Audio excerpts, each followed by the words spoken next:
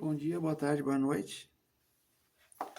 Ceságio, Academia Isabelense, colocando em tela um cientista da mais alta importância para a história da humanidade. Vejam a importância da ciência. Já vou mencionar verbalmente. Por enquanto, eu gostaria que apenas contemplasse a face desse cientista, mais do que importante. Não vamos cantar hoje, Satolep Noite. É um balão azul, que não é do Chapéu Azul, que não é a canção que cantamos outro dia. Gente, o balão nada mais é do que uma referência que fizemos, um balão de festas, a uma festa que ocorreu nesse 25, quando colocamos em tela essa obra da Anice da Silveira. E quem acompanhou conosco a live, apesar dos problemas, né, que houveram, né, gente? Você sabe que o áudio não ficou bom. Então, alguns conseguiram acompanhar, outros não. Parte da live ficou melhor, outra parte ficou um pouco pior. Então, antes de entrar nas obras que nós selecionamos para hoje, Foucault, a principal é Anice, mas nós também vamos passar por aqui, ó, Ciência e Política, Duas Vocações, Max Weber, nós vamos passar por aqui, Foucault, Os Anormais. O principal é Anice, tá, gente? Anice da Silveira. Mas nós gostaríamos de iniciar, de fato, esse encontro. Hoje nós estamos com um sistema de som aqui diferenciado. Espero que o resultado seja um pouco melhor, gente, porque você sabe que aqui nós trabalhamos com o conceito de artesanato intelectual e nem sempre a nossa live sai com a qualidade desejada. Nós só queremos iniciar, então, para todos que nos acompanham, destacando a diferença entre a caligrafia. Aqui nós trazemos um exemplo, ó, de próprio punho, de um exercício caligráfico. Para isso que nós estamos fazendo agora, aqui nesse momento, e vocês vão entender por que esse cientista está em tela. Calma, vamos lá, devagar. O principal hoje é falar da Anice.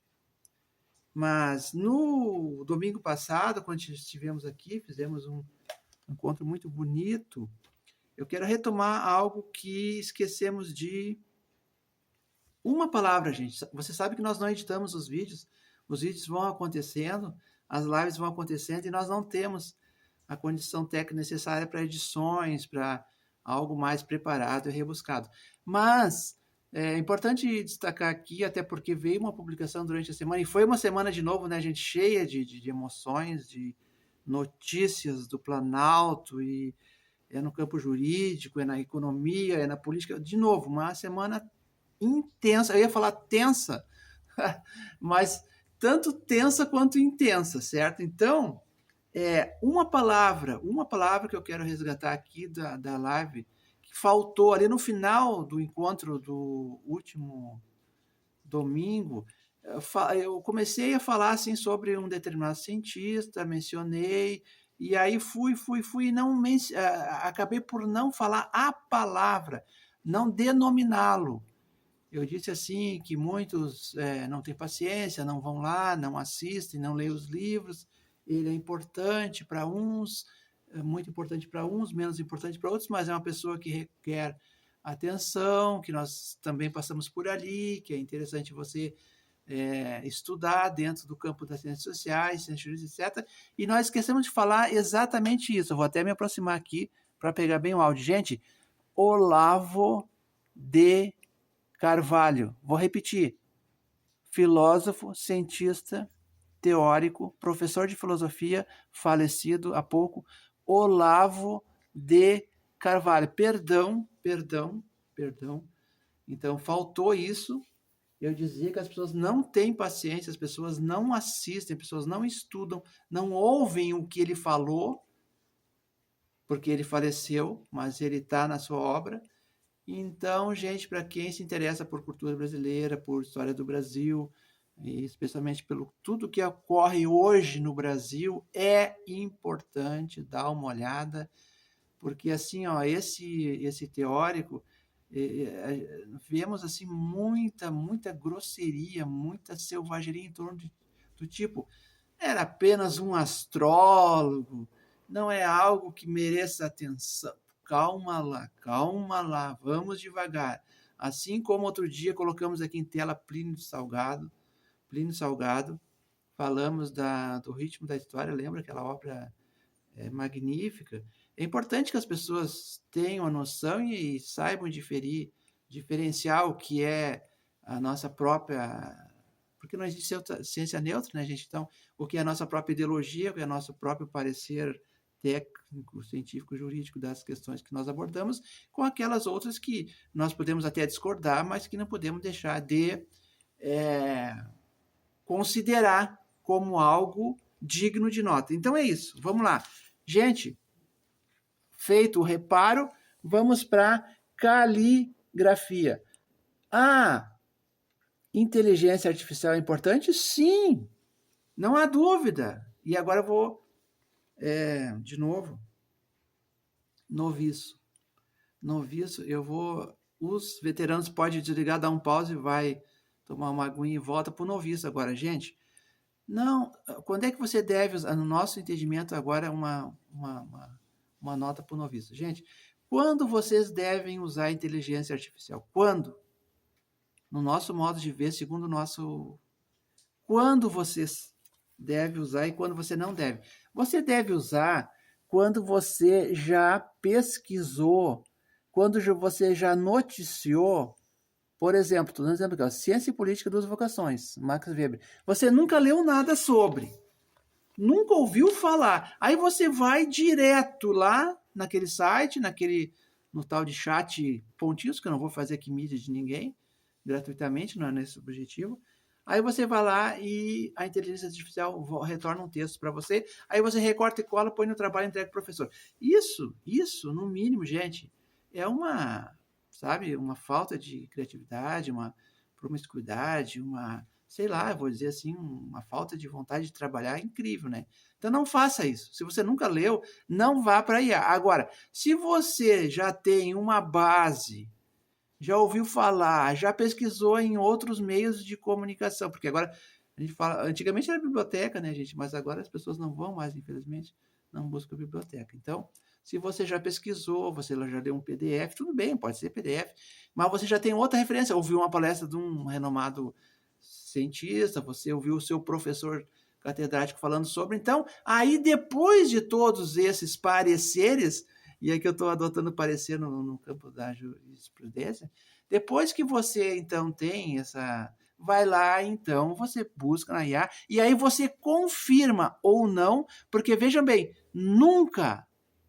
por experiência própria, nunca a IA vai retornar um texto, um conteúdo 100% confiável, 100% digno de você, digamos, adotar aquilo ali como verdade. Então, muita cautela com a tal de inteligência artificial, muito cuidado, estudem sempre, de preferência, base física papel. O que é isso aqui?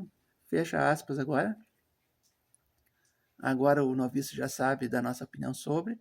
Agora pode voltar o veterano, que foi beber água e voltou agora para a sala para assistir o que nós temos para dizer em termos de caligrafia. Agora, videografia. Caligrafia. Quando é que uma coisa é importante, quando é que é outra coisa é importante? Veja bem, aqui, ó, nesse trabalho sobre o Estatuto do Índio, aí vão dizer, puxa, mas de novo, Estatuto do Índio. De novo, Estatuto do Índio, está aqui, ó. A Lei 6.001/73, de próprio punho. Vamos ler rapidamente aqui vamos ler rapidamente aqui um parágrafo ou dois, na presença desse grande cientista que nós ainda não nominamos, mas ele está aqui conosco. Vejam. Escrevi assim: o Estado de Direito que criou a Lei 6.001/73 não existe mais, nem formalmente, nem juridicamente. Mas a citada norma jurídica segue com validade e eficácia jurídica. Lembra que eu falei que essa foi a primeira questão que nos ocupamos, a questão da constitucionalidade da lei? A questão que se apresenta no universo de pesquisa ora entabulada é, entre outras, as ciências políticas podem contribuir com este debate urgente e necessário, sim ou não? Uma questão em aberto, a gente perguntava na época. De novo, segue. Dito de outra forma, qual é o melhor caminho para investigar e estudar o Estado de Direito atualmente exposto, face o Estado de Direito de outrora, focando em norma jurídica específica no âmbito da análise dos povos originários da terra brasileira? Gente, isso aqui, e agora parei de ler, isso aqui é um rascunho, isso aqui é um trabalho caligráfico que nós, segundo a nossa cognição, nós, antes de ir para o computador, antes de digitar o trabalho, antes de avançar na pesquisa, nós, na maneira que nós trabalhamos, nós sentimos a necessidade de trabalhar com base física papel, pegando, de preferência, lápis 6B, que é um lápis de desenho, que é um lápis mais macio, um lápis mais adequado para a escrita, aqueles outros são péssimos. E aqui, aqui nós, o papel, a gente também não é qualquer papel, ó, era um projeto de pesquisa, então, na época, nas ciências sociais. Esse papel é aquele famoso, lembra? Se usava muito o papel ao maço, folhas de papel ao maço com pauta, porque vocês tinham folhas de papel ao maço com pauta e folhas de papel ao maço sem pauta. Tá aqui ele virgem, ó. Tá vendo? Virgem, ó. É bonitinho, é branquinho. Você vai lá, escreve. Então, gente, a tecnologia é muito importante.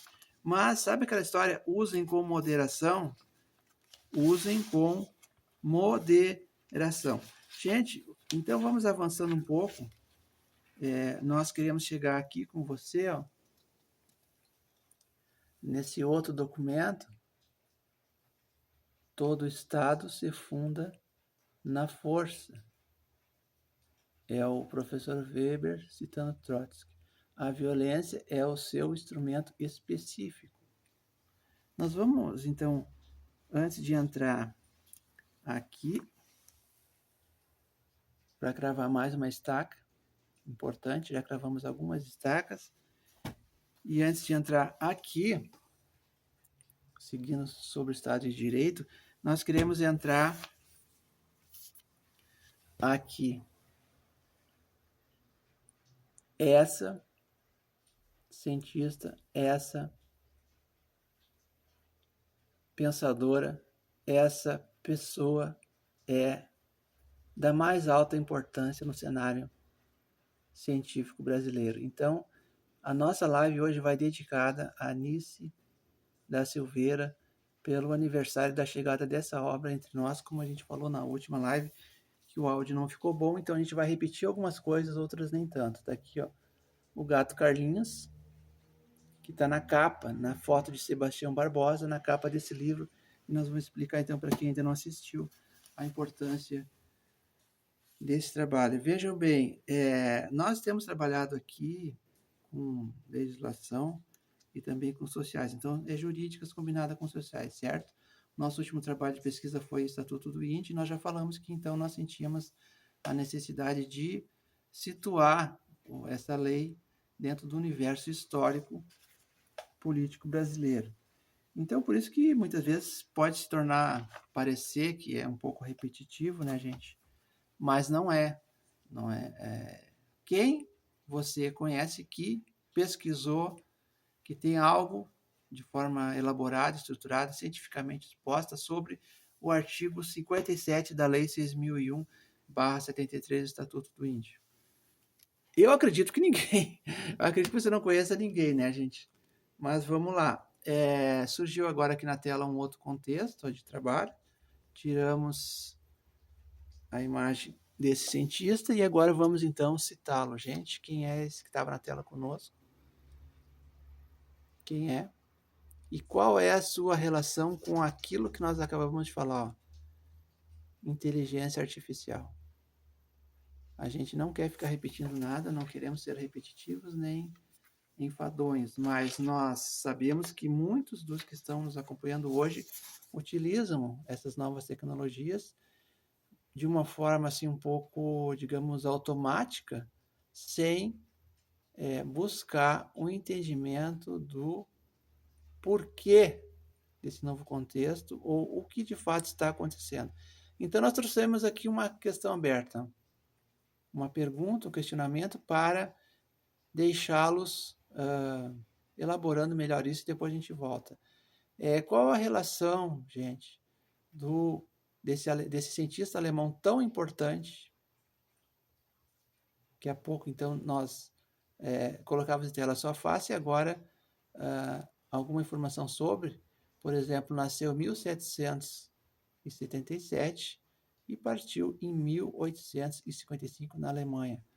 Qual a importância da lei de Gauss e do próprio cientista que formula essa lei para o que nós temos hoje em termos de novas tecnologias da informação, novas tecnologias da inteligência e a própria inteligência artificial?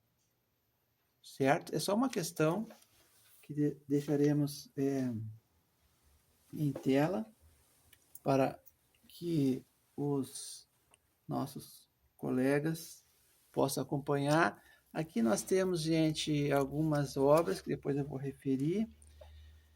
Nós temos alguns trabalhos aqui. Esse aqui eu até tinha comentado outro dia. Eu comentei sobre esse e comentei sobre esse. Lembra? Lembra? Nuremberg? Então, citamos. Não, esse aqui não foi citado, ele nem era para estar aqui.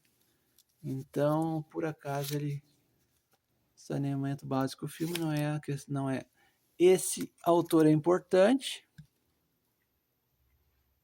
Quem não leu não viveu, né, gente? Dá uma olhada. Esse autor é importante. Muito importante, né? Quem é que não leu? Quem não leu não viveu. Literatura sempre é importante. Nós seguimos com literatura no Machado. Aqui uma obra importante da Regina Zimmermann. Depois a gente vai entrar nisso. Mas eu estou só liberando o caminho aqui para nós chegar na sequência dessa primeira fala, com a projeção da imagem que nós fizemos. Nós só queremos, antes de entrar na Nice, vejam, essa questão que nós já levantamos, certo? E agora na sequência, então nesse mesmo tom, o que temos a ver com a teoria dos números e qual é a relação disso com dois importantes cientistas modernos, Gauss e Blavatsky. Modernos aqui, gente, veja, lembra que nós já gravamos essa estaca? Modernos é tudo que vem depois de Revolução Francesa, certo? Então, essa estaca nós já gravamos, tá? Gauss, Blavatsky. Você leu Blavatsky, sim ou não? Se não leu, não viveu, né, gente? Depois nós vamos para cá, para os metais. Né?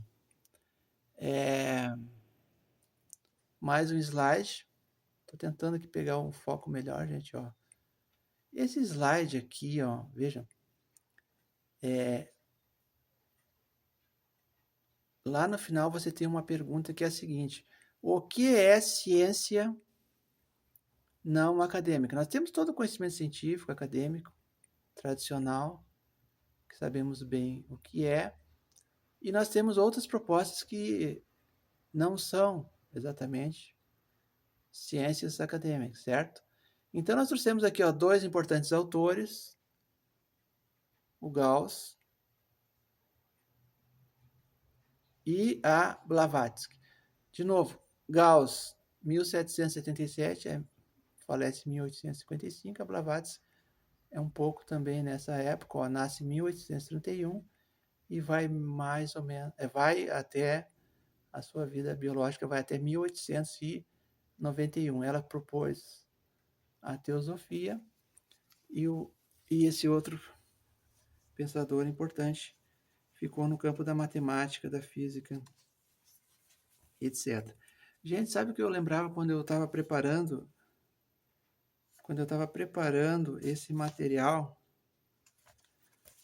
Quando eu estava preparando esse material, eu lembrei daquela cientista, uma cientista nova que está aí na universidade com um maiúsculo, e ela propôs um trabalho muito forte, muito importante, baseado na estatística. Então, nós tivemos o prazer e a satisfação de ler, acompanhar, e naquela oportunidade que tivemos, então, reunidos, eu dizia o seguinte: eu não sei se eu consigo fazer algo do tipo, no sentido de que as ciências exatas e aquilo que as ciências exatas jogaram dentro das ciências sociais, no método quantitativo, é algo que não nos atrai. Nunca atraiu, na verdade. Nunca fomos seguidores das exatas e nunca fomos assim afeitos a essas tabelas, a esses dados estatísticos. Então, a gente lá reunido, né? Nós dizíamos, é importante esse trabalho, parabéns, mas não é isso que nós queremos para nós. Tá entendendo como é que nós nos relacionamos com a ciência? É muito mais pelo dado qualitativo. O novo sempre vem, gente. Está vindo então uma nova leva de cientistas, de professores, de catedráticos, bem importante, sabe? Agora, é obviamente que eles não trabalham como nós trabalhávamos na época. Como nós trabalhávamos na época. Qual é a época que eu estou falando? A época foi do nosso primeiro vestibular. Como é que nós entramos na academia, na universidade com o maiúsculo? Nós entramos através de um concurso vestibular, onde nós colocamos em primeiro plano. Na época era assim, a gente tinha duas oportunidades. Quando você se inscrevia no vestibular, é diferente de agora. Você tinha a primeira opção de curso e a segunda opção. Na primeira opção, nós colocamos ciências jurídicas. Primeira opção, ciências jurídicas. Segunda opção, ciências sociais. Ou seja, nós, por influência de um grande amigo, irmão, companheiro, que era já do ramo, por influência desse magistrado, nós optamos por ciências jurídicas. O que ocorreu naquela época? Nós não alcançamos o score necessário. Acabei de falar, nunca gostamos, nunca planejamos ser exatos. Tá entendendo? E as ciências jurídicas, ela na época, diferente do que acontece agora, que é outra densidade dos cursos na universidade com maiúsculo, havia a necessidade de ter um bom score nas ciências exatas, ou seja, nas ciências físicas, matemáticas, em química, sabe? Esse score nós não alcançamos. Nós tivemos um bom score em redação, em história, em língua portuguesa, etc., filosofia, sociologia, mas nós não alcançamos score para frequentar ciências jurídicas. Isso no século passado, 1900 antigamente. E aí, nós que já tínhamos mais ou menos essa noção em função do nosso nível médio, o que nós tínhamos noção? Que as sociais eram muito importantes. Nós somos todos frutos da escravidão. Miguel Reale Júnior, Miguel Reale Filho, que é oriundo do Miguel Reale pai. O pai é civilista, o filho é criminalista, certo? Então, nós que já tínhamos aqui, frequentado o magistério, nós já tínhamos lido o Fernando de Azevedo, que aqui é citado nessa palestra do Fernando Henrique Cardoso, como um importante pensador na área da educação. Nós conhecemos a sociologia dentro do curso de magistério, século passado, década de 70 do século passado. Aqui nós conhecemos as sociais. Por isso, do nosso apreço com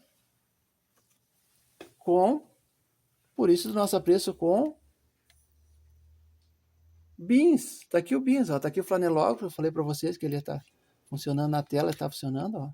Tá aqui o flanelógrafo, tá aqui Beans. E tá aqui o que nós vamos entrar agora. Mas antes de entrar aqui, veja bem, então nós fizemos o vestibular, não alcançamos o score suficiente para a primeira opção jurídicas e ficamos nas sociais segunda opção. Foi bom, cursamos, frequentamos, tivemos a formação acadêmica específica. Na época nós estávamos muito aqui, ó, envoltos com saúde mental. Vejam as conexões. A primeira graduação, saúde mental. Quando das sociais, então a gente acessa Goffman, acessa Foucault, acessa Machado, acessa Bachelard, acessa Freud, e então essa predileção pelo trabalho da Anice vem da nossa primeira graduação. Aí vem a segunda graduação e a terceira graduação, depois vieram outras oportunidades. E aí então nós, tá aqui um compêndio pesado, eu não vou conseguir erguer. Verbo jurídico, vademécum, esse é de 2014. E daqui nós fizemos o quê? Mais formação. Mais formação. Porque você não pode parar de estudar nunca, lembra? Do último encontro. Então, gente, vamos lá. Avançando. Antes de entrar na NIS, nós temos aqui em tela um slide que, na verdade, gente, o que nós temos aqui nesse slide é um pouco sabe a historinha que ela deu aos Weber? O professor Kohn cria um ciclo de palestras na USP e dá o nome de Adeus Weber. Adeus Weber, está na internet, tem os vídeos, você dá uma olhada lá. O Weber nunca vai deixar de estar conosco e o Weber nunca vai deixar de ser importante, gente. Por quê? Por isso aqui, ó. Porque ele é um dos pensadores responsáveis por um estudo tão importante que a gente pode chamar de, na verdade, a gênese da modernidade. Nunca fomos modernos é outra história, né? Eu já falei, né? Então, metal, viu? Metal, encantamento do mundo, reencantamento, a dialética dos metais. Veja, isso aqui eu não vou entrar agora, eu só vou deixar aqui como plano de fundo para nós entrarmos na Nice, depois concluirmos a primeira parte do Weber, porque eu acho que você já está cansado de Weber, né? A gente deu uma avançada boa no último encontro sobre Weber, e nós vamos então na sequência trabalhar com Foucault nessa mesma perspectiva. O que nós estamos cotejando, o que nós estamos buscando, o que nós estamos... qual é a preocupação aqui? O Estado de Direito. Sempre Estado de Direito. Está aqui, ó. Estado de Direito, certo? Ah, tem literatura? Tem. Tem penal? Tem. Canelucci, as misérias... Tem penal? Claro. Não tem como. Dentro do direito, o que nos interessa? Criminologia. Antero de Quental.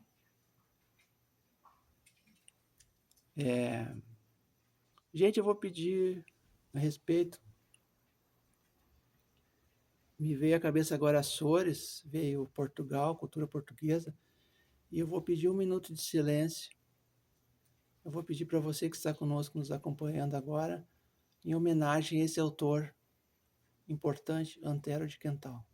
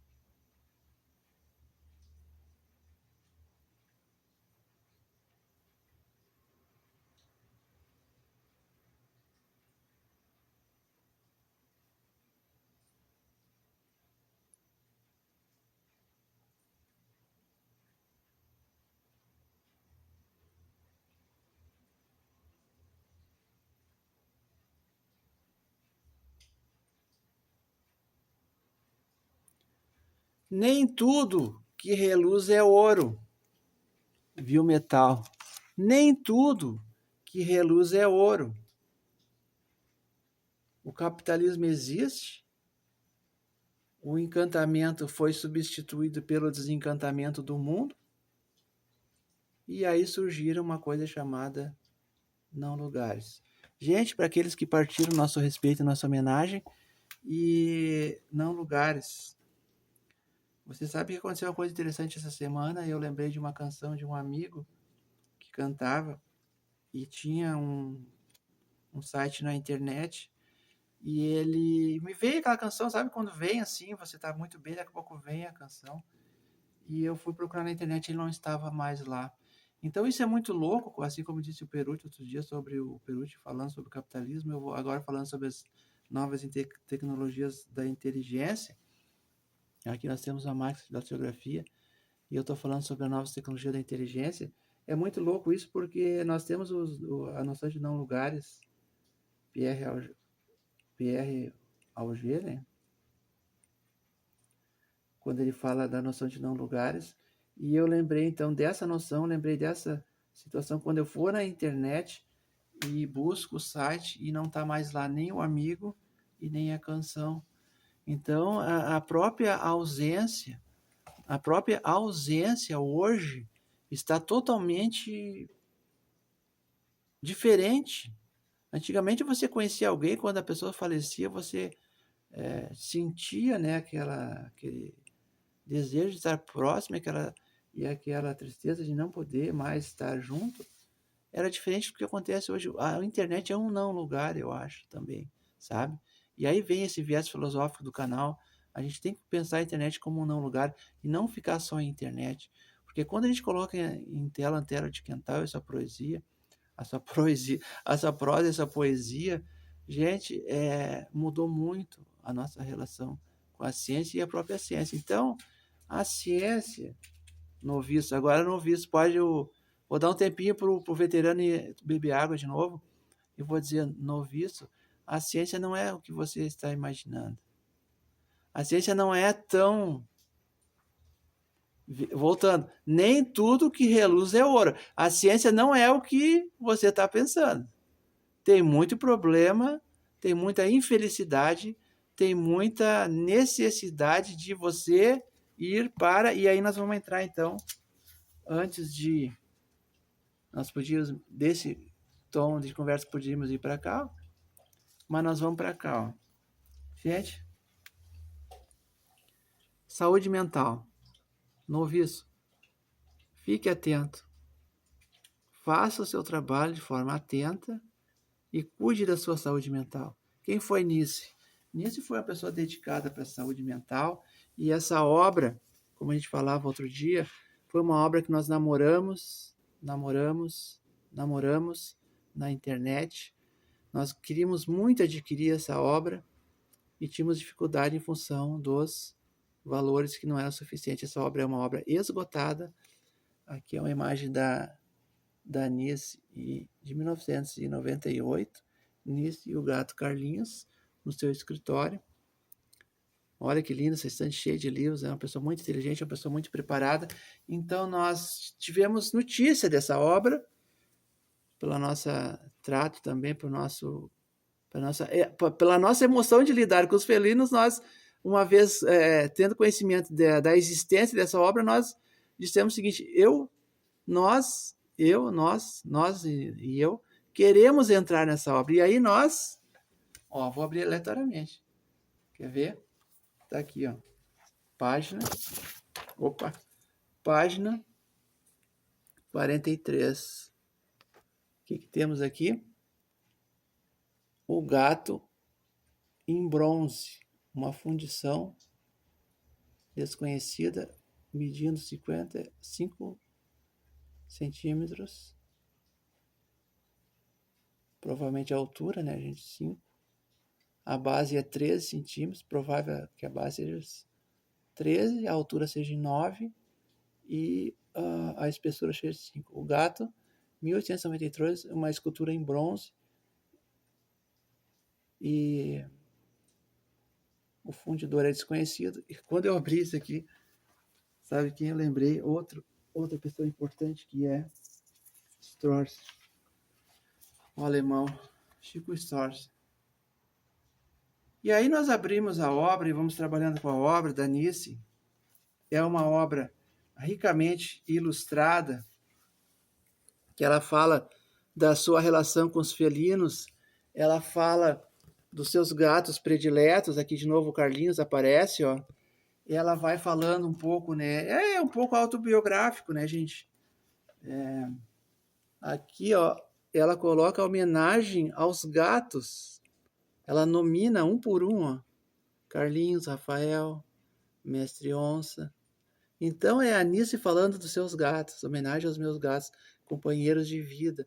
Olha como ela e tantos outros inesquecíveis, não eram só esses aqui, né? Essa é uma reprodução do Carlinhos, ó, que está lá na contracapa.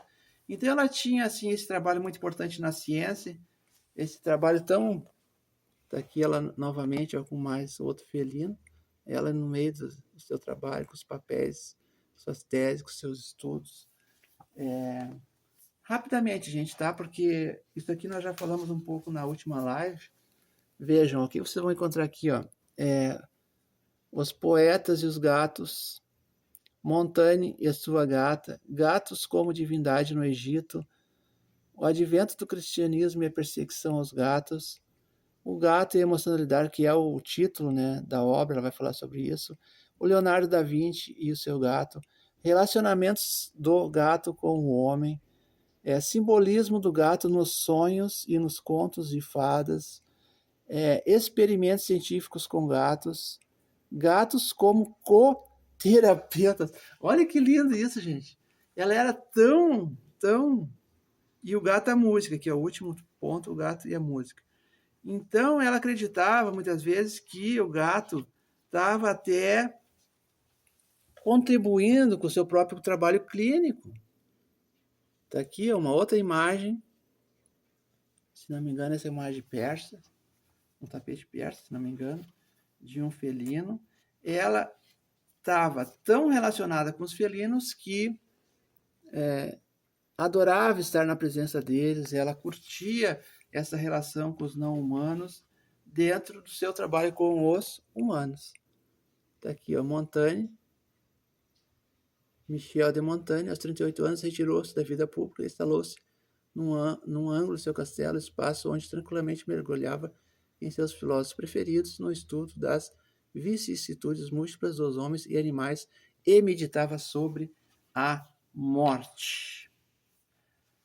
Vejam, mais uma imagem, agora Egito Antigo, aqui ó, nós lemos aqui ó, Deus egípcia, Bastet, simbolizando a maternidade, tá? Então é um livro, gente, estava aqui, eu falava em persa, mais uma imagem do Egito, o olho de Ísis, olha que interessante, o olho de Ísis, eu falei em Blavatsky, lembra?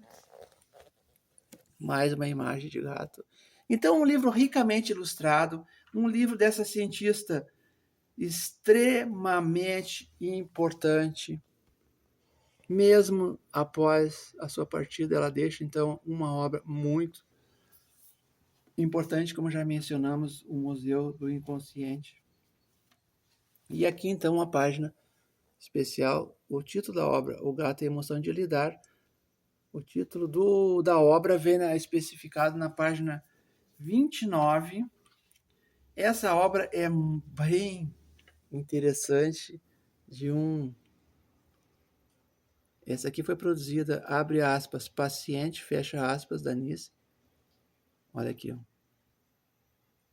Obras de arte produzidas no ateliê da sua clínica médica. Ela era psiquiatra, mas também filósofa, também criadora, né? Aqui no centro, aqui nós temos uma imagem de diversos gatos, aqueles que nós citamos lá no início, ó. Os felinos que passaram, você sabe, né? O felino, ele, dependendo da situação, ele fica um tempo conosco, depois não está mais. Olha, mais um gatinho. Mais um gatinho. Eu estou assim passando rapidamente, gente. E olha que legal. No final do livro, depois dos créditos, das extrações, etc., ela abre, então, para você que comprou o livro, ela abre 1, 2, 3 folhas com a possibilidade de você colocar o nome dos seus gatos. Tá aqui, ó, uma folha em branco, onde você leu a Anice, você conheceu os gatos da Anice e você vai, então, colocar. Então, veja bem, é para alguém. Essa obra é para alguém que curte gato, né, gente? É para alguém que curte gato, certo? Se você não tem relação com os felinos, ou com os não humanos, no modo geral, né, gente? Eu acho que essa obra não seria muito indicada para você. Mas eu sei que você gosta de gatos. Então, vamos lá. Guimarães Rosa também curtia gato, gente. Tá aqui, ó. Os gatos e os escritores. Aí ela cita alguns aqui, ó. Guimarães Rosa gostava de gato. Era um gateiro, como se diz. Mais autores aqui que gostam de gatos, ó. Mais cientistas, autores aqui, eu gosto de gato. Quem é esse aqui? Jorge Amado, trabalhando na companhia do seu gato. Mauro Massi, escritor importante, brasileiro também aqui, ó, com seu gatinho. Depois, Rui Castro.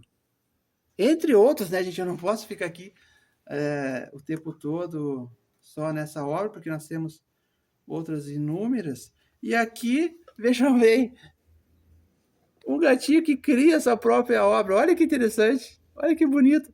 O gato foi lá, pegou tinta, tinha já um preparo na parede ali, foi lá e fez sua própria tela. Então, aqui de novo, parece ser aqui já parece ser o gatinho criando uma estrutura de vidro. Então, gente, só para dizer então que essa obra é importante, quem curte gatos, aqui um outro paciente pinta, faz um retrato da Anice. O seu gatinho, esse aqui é o Emiliano de Cavalcante. Olha sobre tela.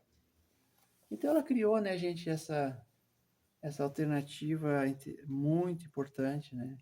Ela disse, chega de eletrochoques, chega de química para tratamento das pessoas que têm sofrimento psíquico. Vamos propor algo diferente, vamos propor um tratamento baseado em arte, em alternativas distintas do que se tinha na época. Então, eu já falei, né, sobre a reforma psiquiátrica, não vou falar de novo. Já falei de tudo isso no encontro anterior. Aqui mais uma imagem, muitas imagens, gente. Muitas imagens dos gatinhos. Tá? Quem curte gato, vai lá. Não sei se vai encontrar, porque é um livro esgotado, saíram apenas 1000 unidades. Mas talvez você tenha a mesma sorte que nós. E tem, então... E para fechar, então, Anice, gente, para fechar, vejam da satisfação ao longo da leitura, na página 30, para fechar agora sobre essa obra, gente. Olha quem encontramos na página 30. Ele. Quem? Bachelard. Encontramos Gaston Bachelard. Até eu estava com o Bachelard aqui, mas eu queria falar sobre a ritmoanálise. Queríamos, e vamos falar aqui em algum momento, nós vamos relacionar a psicanálise com a ritmoanálise. Então, vamos deixar só o link para quem curte Bachelard. Fica atento ao canal que nós vamos falar. Então, concluindo, Anice da Silveira, na página 30, existe uma menção na seguinte frase.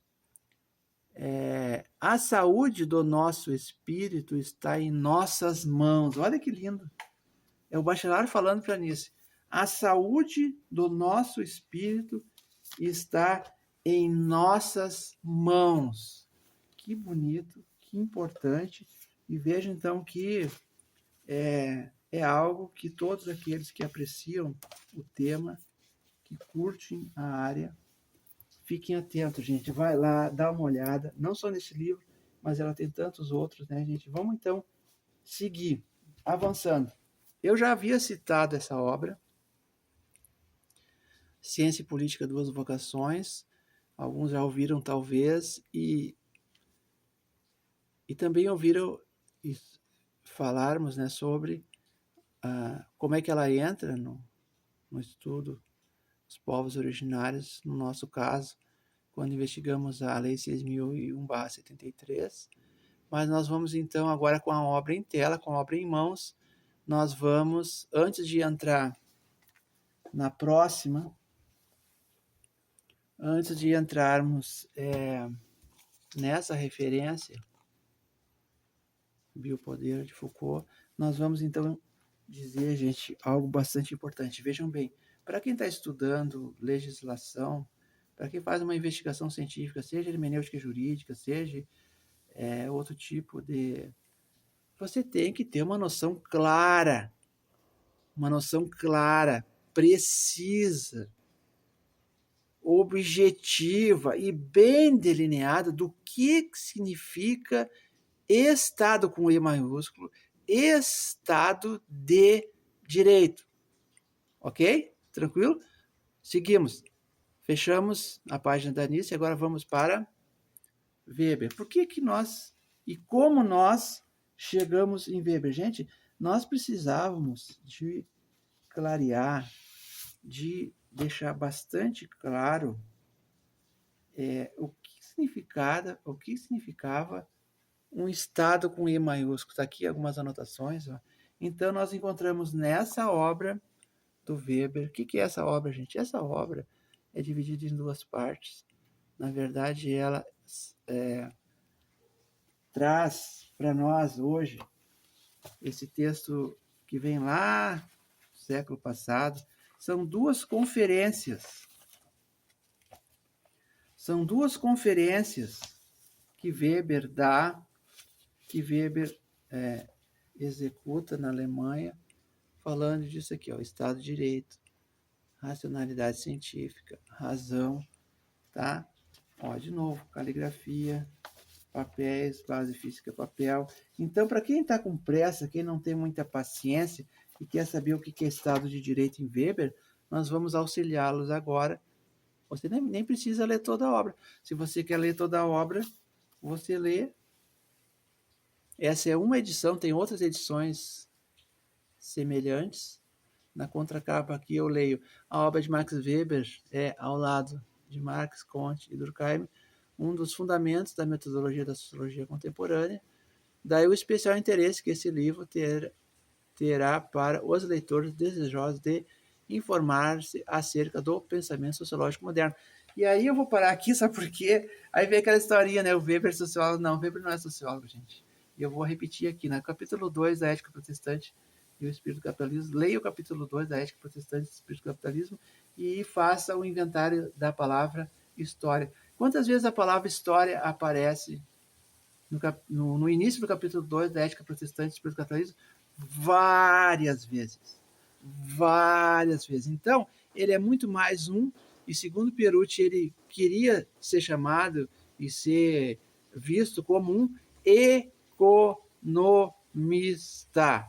Assim como Marx era e se propunha uma análise econômica, lá no caso do Marx, uma economia política, o Weber se colocava como um jurista, como um economista, para quem quiser também um filósofo, filosofia política no caso, e não um sociólogo. A sociologia vem depois. A sociologia nasce de... é o produto. Outro dia nós falamos aqui produto. Como assim produto? Produto do trabalho do Marx, do Weber. É produto. É nesse sentido que nós falamos aqui. Não havia uma sociologia assim como nós conhecemos hoje, assim como nós tratamos hoje. Então vamos lá, página 56. Conceito de Estado, é o que nos interessa aqui. Não vamos ficar com divagações outras.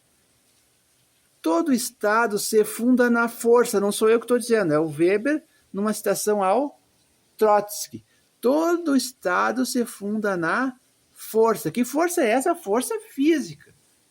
É política? É exercício de poder político? Sim, mas é também força física.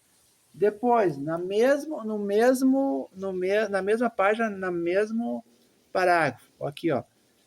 o Estado reivindica o monopólio do uso legítimo da violência física. Violência física. A polícia vai te parar se tu não respeitar o sinal de parada. Você vem em alta velocidade, você tomou algumas bebidas que não deveria tomar. A polícia vem atrás de você, você no seu automóvel. O que acontece? A polícia vai mandar parar. Se você não parar, o que vai acontecer? Você vai correr risco de vida, porque o Estado é exercício do poder. E aí vamos lá para 62, de novo, aqui, ó. O Estado moderno, isso aqui é bom. O Estado moderno é um agrupamento de dominação que apresenta caráter institucional e que procurou monopolizar nos limites de um território a violência física. Vou repetir, a violência física legítima como instrumento de domínio e que, tendo esse objetivo, reuniu nas mãos dos dirigentes os meios materiais de gestão. Equivale isso a dizer que o Estado moderno expropriou todos os funcionários que, segundo o princípio dos Estados, outros, né, dispunham outrora, e aí nós lembramos daquela história do medievo, tá aí, ó, por direito próprio, por meios de gestão, substituindo a tais funcionários, inclusive no topo da hierarquia. Gente, é monopólio de poder político, é exercício da força física. O Estado vai te parar. O Estado, com E maiúsculo, vai te parar. O direito vai apresentar, então, as ferramentas. Daqui, ó, voltando a 56. Voltando a 56 de novo, só para confirmar. Quando a gente fala aqui, ó, coação física. Agrupamento político, coação física. Esse é o Estado de Direito. Nós temos que gravar essa estaca, nós temos que ter bem delineado esse conceito de Estado em Weber, para depois avançarmos para o próximo autor, certo? Então, só buscando um pouquinho mais aqui, um pouquinho atrás. Gente, por que Weber, por que Estado de Direito, por que essa necessidade do diálogo com a ciência política? Vejam, nós estávamos investigando à época o Estatuto do Índio, Lei 6001/73. Nós focamos na primeira, fizemos 2 trabalhos acadêmicos sobre isso. Na primeira oportunidade, nós focamos no artigo 57 da Lei 6001/73. O que diz o artigo 57? Que as comunidades indígenas têm a prerrogativa, eles têm o direito de aplicar aos seus membros medidas coercitivas, medidas cautelares, medidas de contenção dos excessos que os seus próprios membros cometem dentro das suas comunidades tradicionais. Isso, a grosso modo, podemos chamar de a cadeia do índio. Artigo 57, Lei 6.001/83.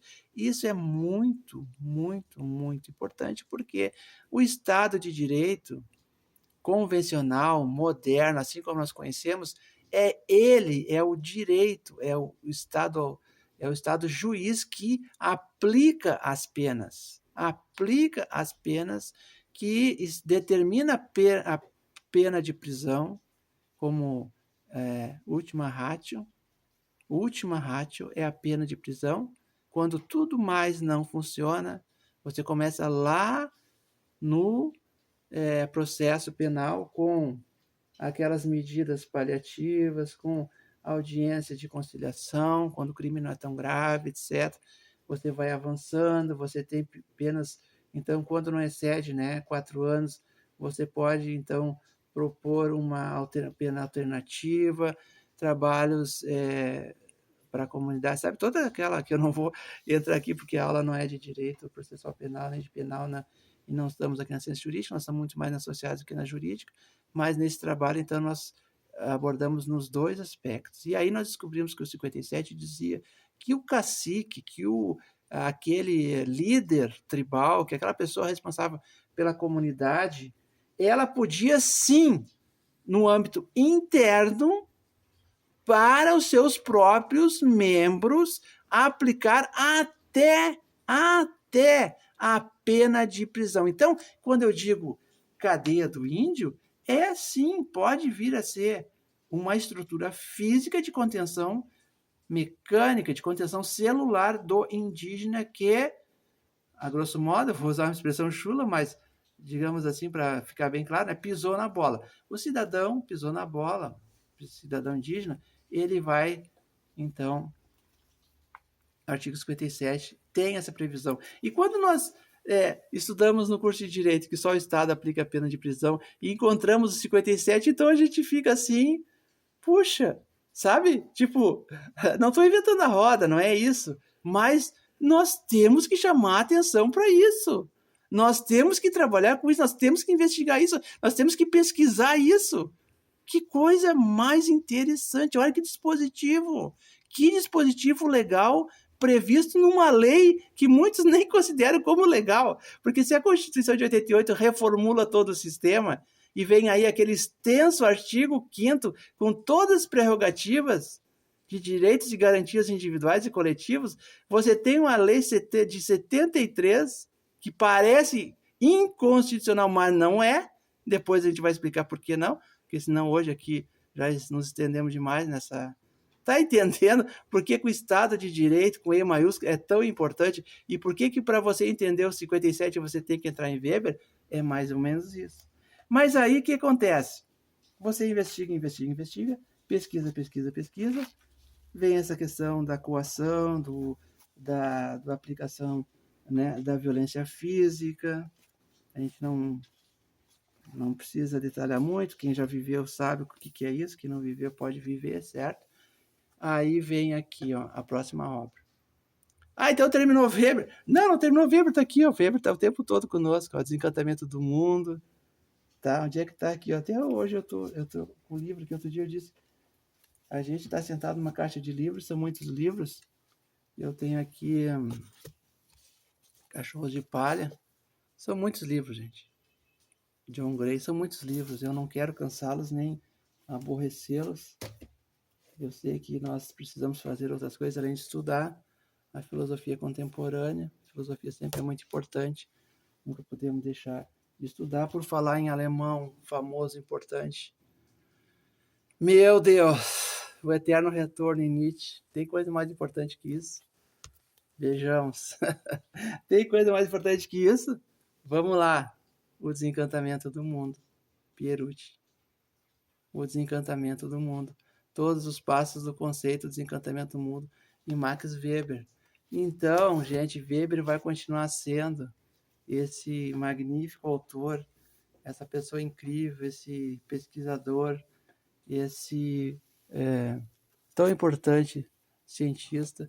E aí nós criamos assim, claro que isso aqui, né, gente, muitos vão dizer, vão olhar, mas isso aí, o que é isso, gente?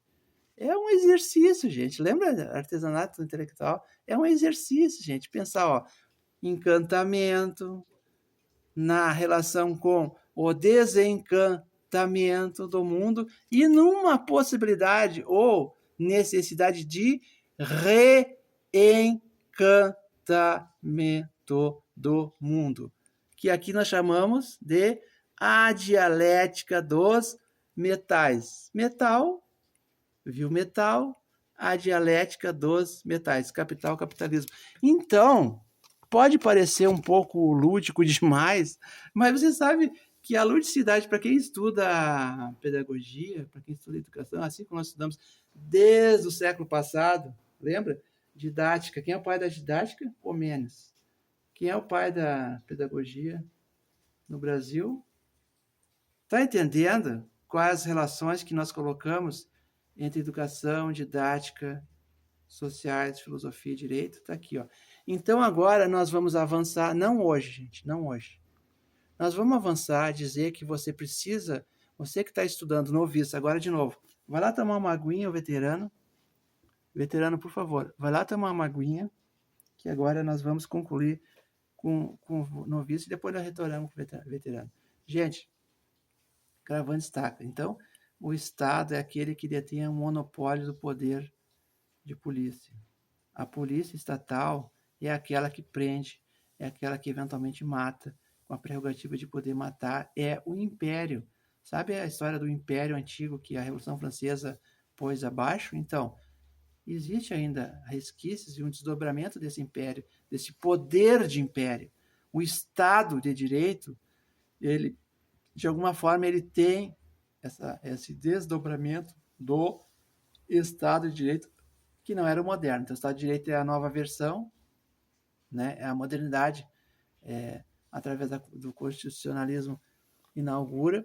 E aqui, então, nós temos um outro pensador bastante importante, mais recente, mais contemporâneo. Não vou dizer mais importante que o Weber, gente, porque não posso dizer isso. Ninguém é mais importante do que ninguém. São todos cientistas importantes. São todos cientistas importantes que vieram, cada um ao seu modo, cada um dentro do seu contexto. Vejam, Foucault, França, Weber, Alemanha. Então eu posso dizer que dentro da Europa a Alemanha é mais importante que França? Ou então eu vou dizer que França é mais importante que a Alemanha? Não, não posso dizer. Seria temerário eu fazer uma afirmação desse tipo. Então vamos lá, Foucault. Gente, essa obra aqui, ó, eu vou só alinhavar agora para nós concluir. Vejam bem, noviço, essa obra, Os Anormais, de novo, assim como, onde é que está? Agora até perdi. Onde é que está o Política e Duas Vocações? Isso aqui não dá para dizer, né, gente, que isso aqui, o Weber não queria escrever esse livro aqui, ó. Ele foi lá e deu 2 palestras, 2 preleções. Essas palestras foram reunidas posteriormente. E aí vem aquela história do Economia e Sociedade, né, gente? Ah, mas a obra principal do Weber. Sim e não, né, gente? Obra póstuma é obra póstuma. Assim como essa obra que não foi ele que escreveu, ele não pretende escrever, ele vai dar lá 2 preleções e acaba aqui, ó, com a edição desse livro. Aqui também. O que fazia Foucault? Dava aula na França. As pessoas se interessavam muito, lotavam a sala, começaram a gravar em fitas cassete. Onde é que está minha fita cassete? Eu tenho aqui uma fita cassete. Onde é que está? Está aqui, gente. Está aqui, ó. Isso aqui vem disso aqui, ó. Tá vendo? Meio magnético, fitas cassete que foram. Até vou deixar aqui no cantinho aqui, ó. Trazido a lume posteriormente por os interessados que então reuniram. Aqui está o Foucault falando. Aqui está as aulas do Foucault. Os Anormais é uma série de aulas, preleções, palestras, encontros. Seus alunos. E qual a importância desse, agora, hoje, nesse livro, né, gente? Qual a importância? De novo, a noção, a concepção de Estado. Em diversos momentos, aqui, ó, eu vou mostrar para vocês que está tudo já pronto para apresentar para vocês, página por página, os principais pontos e aquilo que é mais importante, nós vamos estar colocando aqui, ó, por exemplo, 286. 286. Na página 286, eu só vou ler uma frase hoje, para que não fique assim tão solto, nem tão... 286. O que está escrito? O que é que o Foucault fazia? Qual era o tipo de trabalho que ele se interessava? Veja bem, 286. O que ele se propunha? Um estudo histórico das tecnologias de poder. Vou repetir. Estudo histórico das tecnologias de poder. Veja bem, são 500 páginas. Veja bem. Ó, quase 500. 479, ó. Então eu abro na 286 e leio uma frase para você. Sabe por quê que eu estou lendo essa frase? Porque a gente ouve também muito, assim como a gente ouve muita barbaridade sobre, e aqui o barbaridade é um termo também chulo, né, do próprio gauchismo, né? Muita barbaridade sobre o Weber, você vai ouvir muita barbaridade sobre Foucault. E então não nos importa aqui as barbaridades, nós queremos dizer o que importa. Ele se propunha ao estudo histórico das tecnologias de poder. Ah, mas era filósofo. Ah, mas era sociólogo. Ah, mas era tudo e não era nada ao mesmo tempo.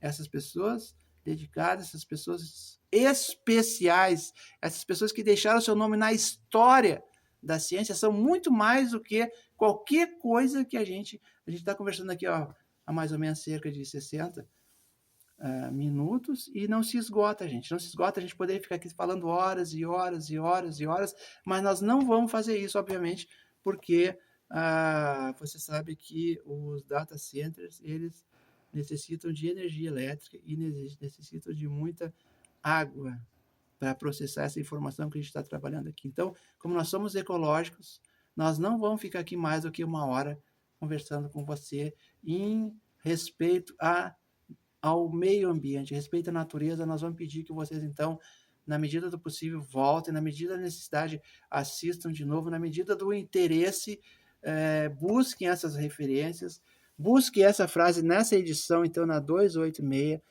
ele se propõe um estudo histórico das tecnologias do poder. Onde é que está a minha anotação? Agora nem sei, ficou lá embaixo. São tantos livros, são tantas referências. De novo, está lá, ó.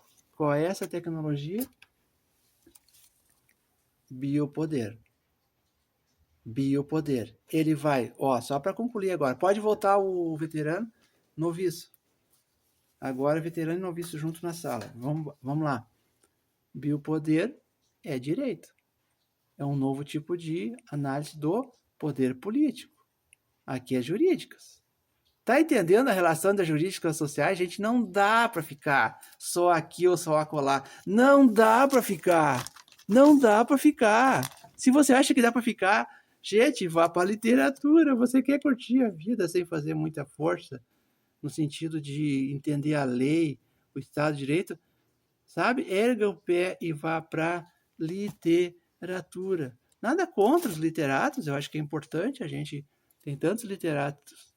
Inclusive, eu vou dizer o seguinte aqui, ó, para confirmar. Muitos dos literatos e das pessoas cultas dedicadas para a literatura têm formação jurídica. A formação jurídica não é só balcão de negócio. Não é só quem se interessa por metal. Muitos vão para a ciência jurídica para buscar metais, viu, metal. Não é o nosso caso, por favor. Por favor, que fique bem claro. Se ainda alguém não entendeu, acho que estão entendendo, né? Por favor, não é o caso. Então, vamos lá. Gente, biopoder, direito. Ele estuda muito as relações de resistência. Você tem o poder do Estado, mas você tem o limite desse poder. Você tem a lei, você tem o artigo 5º da Constituição Federal. Então, um exemplo, ele estuda, por exemplo, o movimento Solidariedade como nesse contexto das relações de resistência. O Estado pode tudo? Não! Não pode tudo. O Estado pode, eventualmente, matar, prender, etc. Ocorre. Muitas pessoas estão na cela nesse momento. Muitas pessoas estão no cárcere, enquanto nós estamos aqui estudando. Muitas pessoas estão sem biblioteca, sem acesso à internet, no cárcere, porque foram receberam uma pena de prisão. E lá não tem internet. Certo? Então, Foucault nasceu em 1926 e faleceu em 1984. Gente, Foucault é uma pessoa incrível, é um cientista magnífico, dedicado, assim como os demais, que nós só estamos trabalhando aqui com a nata, né, gente? Com a nata. Veja bem, a nata. Nós não estamos aqui criando muita coisa. A gente cria alguma coisa. Vocês estão vendo aqui, ó, noviço. A gente cria alguma coisa. Veterano, a gente cria alguma coisa. Mas nós estamos bolotando em tela, então, o Foucault para quê? Para avançar nesse estudo do Estado de Direito. O Estado de Direito é importante? Muito importante. É necessário? Sim, é necessário. Agora, tiveram pessoas que se dedicaram ao estudo e à compreensão, e aqui nessa obra, Os Anormais, então, nós vamos entrar numa nova fase. Deixando um pouquinho o Weber, vamos deixar o Weber descansar um pouquinho e vamos entrar em Foucault e dizer o que o Foucault entende por Estado de Direito, quais são as suas objeções, qual é a sua análise e qual é o seu entendimento sobre o Estado de Direito. Essas obras se complementam, essas obras são necessárias. Nesse caso aqui, ó, do Foucault, ele vai entrar muito mais no segundo trabalho que realizamos sobre o Estatuto do Índio, que é no âmbito da ciência política, do que no primeiro. No primeiro foi muito mais hermenêutica jurídica, ciências jurídicas, no segundo, mais ciência política, filosofia política e, então, estudo do Estatuto do Índio, tensões, permanências e temporalidades é o título da obra. Ok? Muito obrigado a todos, muito obrigado pela atenção.